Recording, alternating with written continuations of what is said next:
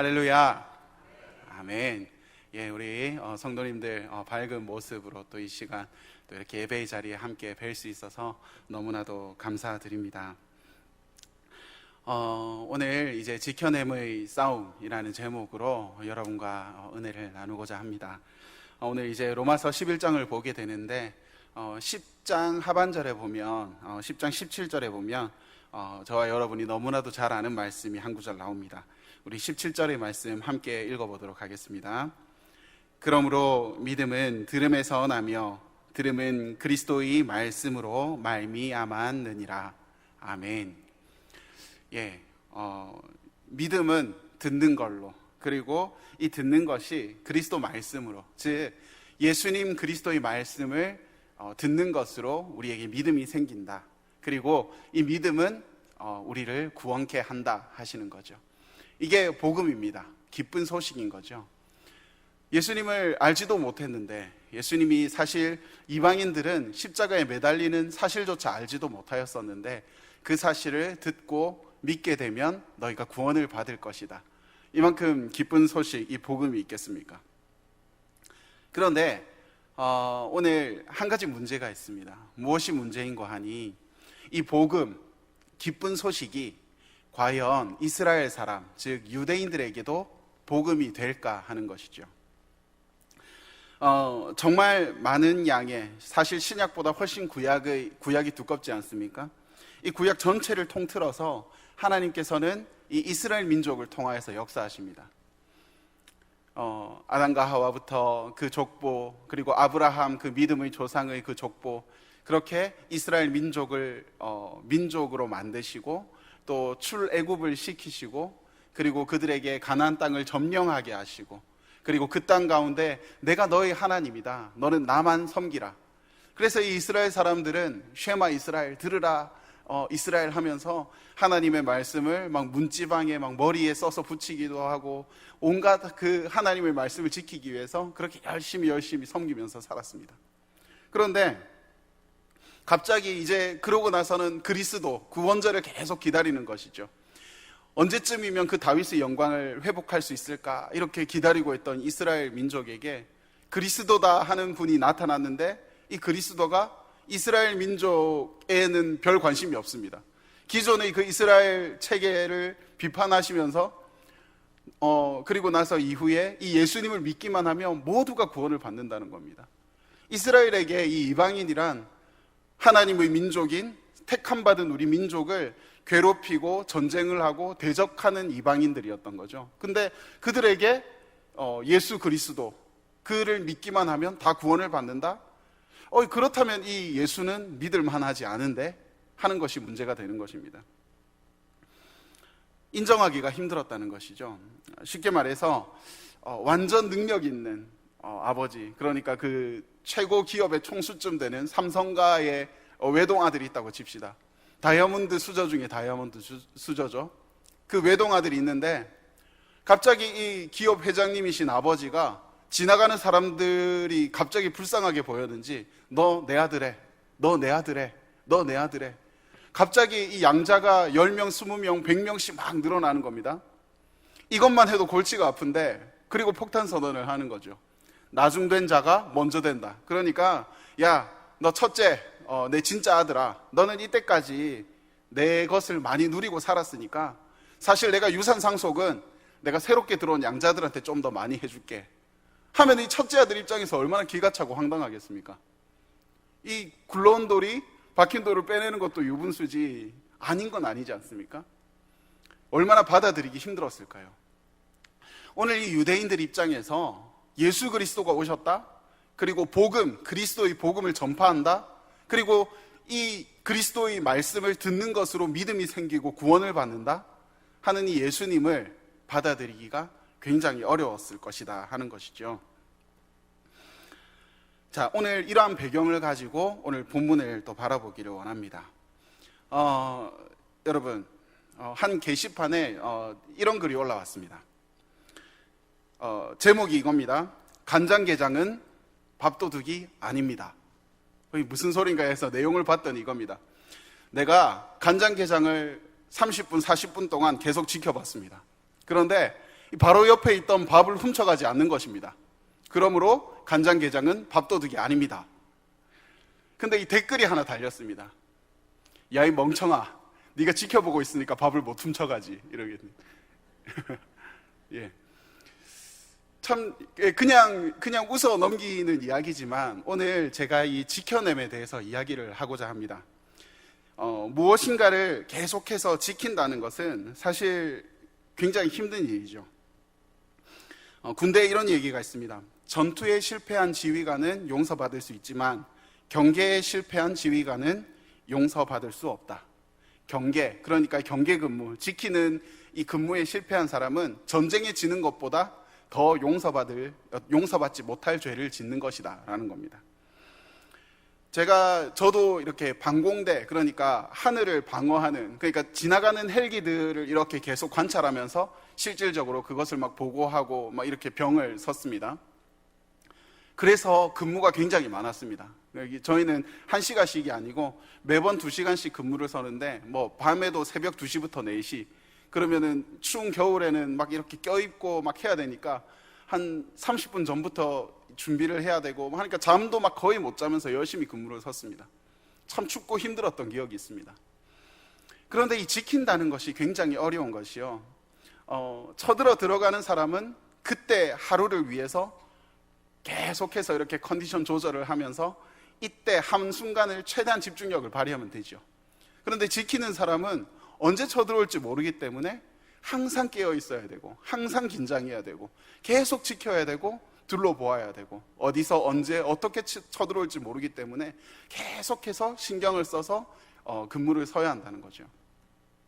그래서 이 성경 속에서도 그렇습니다. 파수꾼이 아침을 기다리듯 하는 표현이 있지 않습니까? 파수꾼, 그러니까 경계 근무를 서는 사람이 밤새도록 긴장을 하면서 언제 무슨 일이 벌어질까 이렇게 하고 있다가 드디어 아침이 밝고 쉴 시간이 온 거죠. 그러니까 아침을 얼마나 간절하게 기다리는지 이 경계 근무, 지키는 것이 참 힘들다 하는 것이 오늘 성경에서도 이렇게 나와 있는 표현을 통해서 우리가 알 수가 있습니다. 그렇습니다. 지키는 것이 참 어려운 것 같습니다.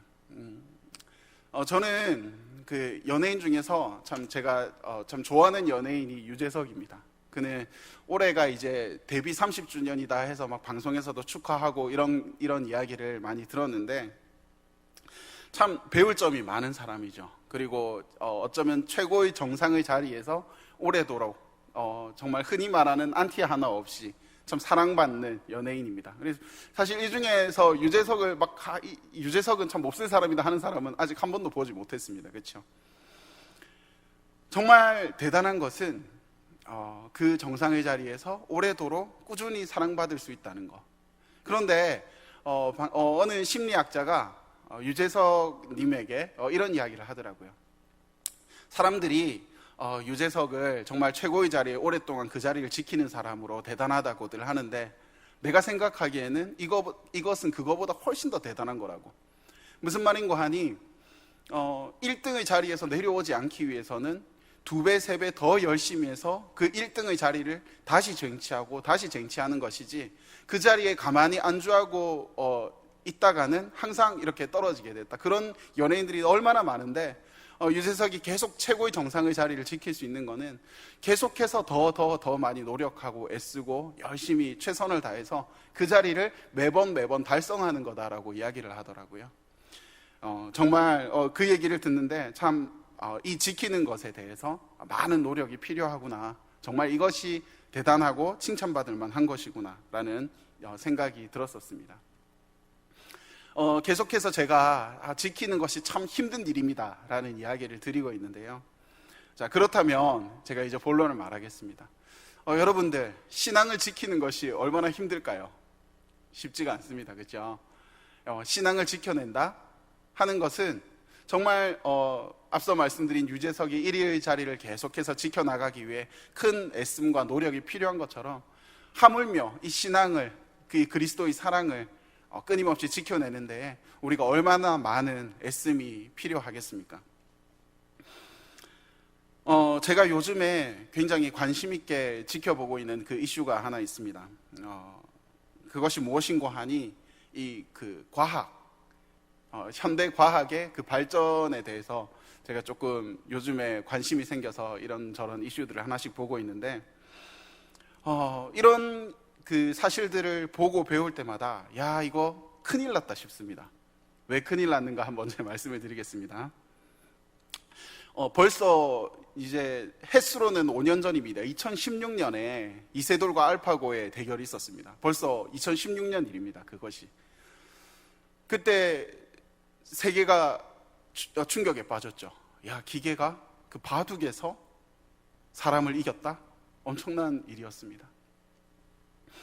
그런데 그 뒤로도 계속해서 발전해 왔고, 그리고 앞으로도 엄청난 속도로 발전을 해 나갈 건데, 과학자들이 말하기를 한 2040년에서 45년, 그러니까 앞으로 20년이 조금 지나는 그 순간이 오면 인공지능이 이제 사람을 뛰어넘는다 라고 예상을 합니다. 그러니까 특이점이라고 이야기를 하는데, 그 특이점이 오면 이제는 사람은 이해할 수 없는 그 인공지능들이 자신보다 더 업그레이드된 인공지능을 만들어내고, 또 더 업그레이드된 인공지능을 만들어내고, 또 스스로 기계를 개발하고 로봇을 만들어내고, 막 그런 시대가 온다는 거죠. 근데 단순히 지금 현재만 따져도 이 기계가, 컴퓨터가 단순 계산은 사람보다 한 10억 배 정도 빠르니까 사람 10억 명이 모여서 만들어내야 되는 기계들을, 기계는, 컴퓨터는 혼자서 뚝딱뚝딱 계산해내고 만들어낸다는 거죠. 그러니까 이것은 사실 굉장히 어떻게 보면 위험한 기술이다 할 수 있는 거죠. 그래서 또 이에 반해서 또 일론 머스크라는 사람은 그러면 우리는 또 슈퍼 인간을 만들어내야 되겠다 해서 뇌에 이렇게 그 기술 칩 같은 이런 거를 심어가지고 실질적으로 사람이 생각만 하는 것만으로 컴퓨터 기술을 다운로드 받고 출력해내고, 그래서 인공지능은 인공지능대로, 사람은 기계 사람 비슷한 초인공지능대로, 이것이 2040년에서 45년 이후에 바로 우리에게 닥칠 이야기라는 것이죠. 당장 내 자녀들이 내 나이가 되기도 전에 이런 말도 안 되는 현실 속에서 우리는 살아가게 될 것입니다. 그리고 이제 막 이전에는 화성에서 사람이 살 수 있는 기지를 짓겠다 할 때는 저거 미친놈이다 막 그런 이야기들이 막 있었습니다. 그런데 실질적으로 이제 이것들을 실현화시킬 수 있는 기술은 다 마련이 됐다고 합니다. 벌써 지금 이제 사람이 화성에서 가서 산다고 그러고, 관광지로 제주도가 아니고 달나라를 간다 그러고, 이것들이 여러분, 내가 죽기 전에 이런 일들이 일어난다니까요. 그러면 이 말도 안 되는 현실 속에서 예수님을 믿으십시오, 예수님이 구원자이십니다 하는 이 이야기가, 예수 그리스도가 사랑입니다, 이것이 복음 될 수 있겠냐는 겁니다. 유대인들에게는 예수님을 받아들이기 힘든 그들만의 이유가 있었기에 받아들이지 못하였다 하지만, 이제 온 인류가 이 기계 문명 속에서 살아가게 될 우리 미래의 아이들에게 예수 그리스도는 과연 복음이 될 수 있겠냐는 거죠. 여러분, 이 날이 곧 올 것 같습니다. 네. 사실 공상과학 같은 이런 이야기들이 제가 어릴 때만 해도 막 둘도 많다, 하나만 낳아 잘 기르자 하면서 막 손가락에 반창고 붙어있는 이런 그림, 그러니까 우리 애기 그만 낳으라 하는 포스터들을 저도 본 적이 있거든요. 근데 지금 전 세계에서 제일 꼴등하는 출산율을 기록하는 나라가 되어버리고, 그리고 이전에는 상상할 수 없었던 컴퓨터를 손으로 이렇게 들고 다니면서 화상통화를 하는 이런 것들, 그것이 벌써 현실화되어 있지 않습니까? 여러분, 오늘 앞으로 닥쳐올 이런 시대에 우리의 신앙, 믿음, 이것들을 어떻게 지켜나가야 할지, 그래서 오늘 이 본문을 통해서 제가 그 신앙의 지켜냄을 한번 좀 찾아보고자 합니다. 오늘 11장 1절을 보면 바울이 이야기를 합니다. 야, 그러면 우리 이스라엘 사람에게 이 복음, 진짜 복음이 복음되지 못하는 것이냐? 그렇지 않다. 야, 나도 이스라엘 사람이다, 나도 유대인이다. 2절에서 미리 아신 자기 백성, 그러니까 미리 선택하셨던 우리 유대인들, 하나님 절대, 예수님 절대 버리지 않으신다. 3절에서 엘리야가 정말 우리 하나님 믿던 사람들이 다 죽지 아니하였습니까? 라고 할 때 4절을 통해서 야, 아직까지 7천이 남아있다 하고 말씀하신 그 하나님이 지금 우리의 하나님이 또 되신다, 우리 예수 그리스도가 되신다 하는 것이죠. 자, 그런데 저는 이 장면에서 처음 성경을 읽었을 당시가 기억이 납니다. 엘리야가 와, 진짜 하나님, 저 이제 너무 힘듭니다. 저 이제 그만하고 싶습니다. 차라리 그냥 저 죽여주십시오. 저를 데려가십시오 라고 이야기할 때 하나님께서 야, 7천이 더 있다 라고 말씀하시는 그때 솔직히 처음 딱 그 성경을 읽었을 때는 하나님 좀 너무하시다라는 생각이 들었습니다. 왜냐하면 야, 이제 진짜 엘리야가 그렇게 열심히 헌신하고 또 하나님 앞에 평생을 바치고 일하고 그렇게 선교를 하고 막 목숨을 걸고 전했는데 그가 이제 지쳐서 있으니까 야, 너 말고 7천 더 있다 이러는 말이 얼마나 그 팩폭이라 그러죠. 팩트 폭력. 너무 좀 엘리야한테 잔인하지 않나 하는 생각을 처음에는 했더랬습니다. 그런데 하나님께서는 그 말씀으로 7천이 더 있다고 하신 말씀이 아닙니다. 야, 너 혼자 하고 있다고 생각했냐? 먼저는 하나님이신 내가 있고, 그리고 아직 7천 명이나 되는 그리스도인, 하나님을 믿는 주의 자녀들이 7천 명이 더 있다. 너와 동역하는 사람들이 있다 하는 것입니다. 혼자라고 생각하지 마라. 너 혼자라고 지쳐 있지 마라. 쓰러져 있지 마라. 너 혼자 싸워 나가야 될 세상이 아니다.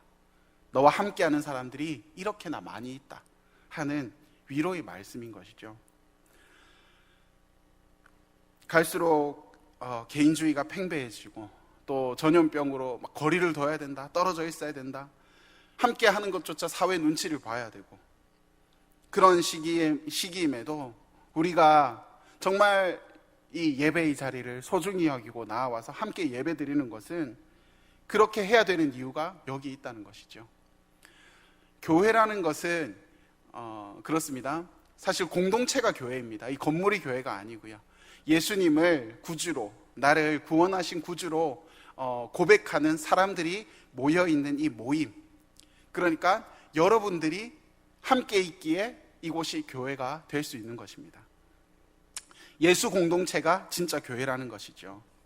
그래서 공동체로서의 이 교회, 그 교회의 본질, 이 정체성을 잃지 않는 저희 되길 바랍니다. 모이기에 힘쓰기를 바랍니다. 끝까지 함께 모이며 함께하며, 그리고 내가 이 신앙을 지켜나가기가 너무나도 힘이 듭니다. 하나님 어떻게 할까요? 라고 할 때 내 옆에서 함께 기도하고 있는 이 기도의 공동체가 있음을 우리는 떠올리기 바랍니다. 너 대신해서 이렇게 많은 사람들이 너 믿고 있어, 그러니까 너 없어도 돼, 이것이 절대 아니라 너와 함께하는 이들이, 너와 함께 기도하고 있는 이들이, 너를 위해서 기도하는 이들이 이렇게나 많이 있으니 너는 지치지 말고 일어나라 말씀하시는 하나님을 굳게 붙들기 바랍니다. 그리고 두 번째, 남은 자라는 것이죠. 5절을 함께 읽겠습니다. 그런즉 이와 같이 지금도 은혜로 택하심을 따라 남은 자가 있느니라. 아멘. 이전에 엘리야의 때에 7천 명의 사람들이 있었다. 근데 지금도 이 남은 자들이 있다 하는 거죠. 하나님께서는 이 남은 자를 통해서 역사를 이루어 가십니다. 온 인류가 대홍수로 멸망했을 때 하나님께서는 택함 받은 그 노아와 노아의 그 가족들을 통해서 하나님의 역사를 다시금 이루어 가시죠. 그리고 그 아브라함을 통해서 아브라함의 그 믿음의 족보들을 이어나가십니다.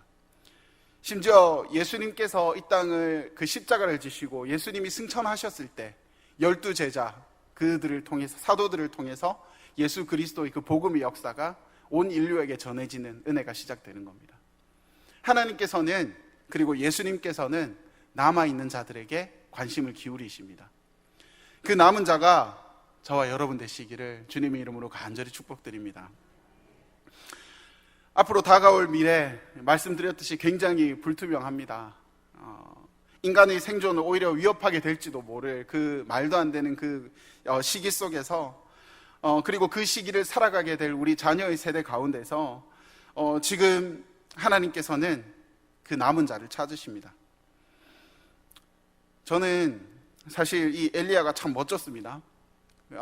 그리고 성경에 나오는 아브라함, 다윗, 다니엘, 정말 이상적으로 보이는, 정말 멋져 보이는, 그리고 이들처럼 하나님을 사랑받고 하나님 사랑할 수 있으면 정말 부러울 것이, 남 부러울 것이 아무것도 없겠다 라는 생각을 했었습니다.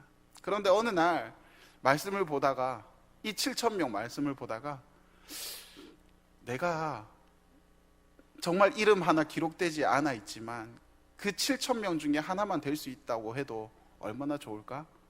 하나님께서는 성경에 이름은 나와 있지 않지만 하나님께서 이름도 빛도 없이 하나님을, 거룩한 하나님을 나의 하나님으로, 구주로 섬기고 있는 이들에게 하나님께서 얼마나 하나하나 관심을 가지고 지켜보고 있으신지, 내가 그 중에 하나만 될 수 있다고 해도 내 평생 나는 정말 믿음으로 성공한 자가 아닐까 하는 생각이 들었습니다. 7,000명이 아니라 7억 명 중에 70억 명 중에 하나라도 정말 하나님을 원하시는 그 자리에 있는 신앙인이라면 그는 성공한 신앙인임을 믿습니다. 여러분, 7,000명 중에 한 명이 되시기를 바랍니다. 하나님이 사랑하시고 지켜보시고 정말 아직도 네가 있구나, 네가 남아있구나, 거룩한 동역자가 여기 있구나 하는 그 한 사람이 되기를 주님의 이름으로 간절히 축원드립니다. 여러분, 남아있기 위해서는 버텨야 됩니다. 그리고 지켜야 됩니다. 힘들지만, 어렵지만 반드시 행해야 하는 것이죠. 잠언 4장 23절은 우리에게 이렇게 말씀합니다. 모든 지킬 만한 것 중에 더욱 네 마음을 지키라. 생명의 근원이 이에서 남이니라. 아멘. 여러분, 정말 주님이 주시는 그 마음 잘 지켜나가면서 온전히 주님 사랑받는 저 여러분 되기를 바랍니다. 그리고 마지막으로 6절을 함께 읽겠습니다. 만일 은혜로 된 것이면 행위로 말미암지 않음이니 그렇지 않으면 은혜가 은혜되지 못하느니라. 아멘.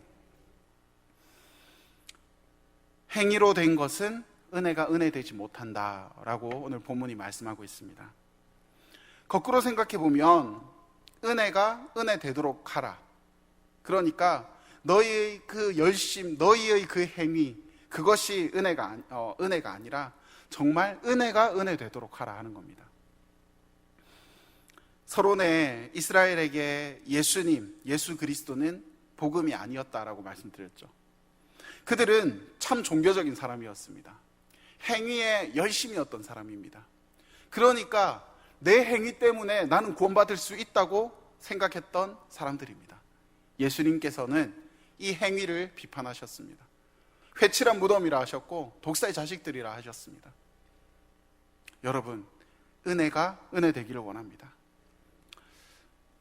그런데 이 유대인의 모습을 가끔 우리 그리스도인, 지금 이 시대를 살아가는 그리스도인들에게도 찾을 수가 있습니다. 우리는 참 주일 열심히 성수합니다. 그리고 수요일도, 오늘도, 심지어 남들은 부처님이 오셨다고 막 빨간 날이라고 놀고 있는데 나는 이 예배의 자리를 지킵니다. 행위로서는 그래도 열심히, 누가 봐도 나는 예수님 믿는 사람, 교회 나가는 사람입니다. 그런데 이 사실 때문에 우리가 구원을 받는다는 게 아니라는 거죠.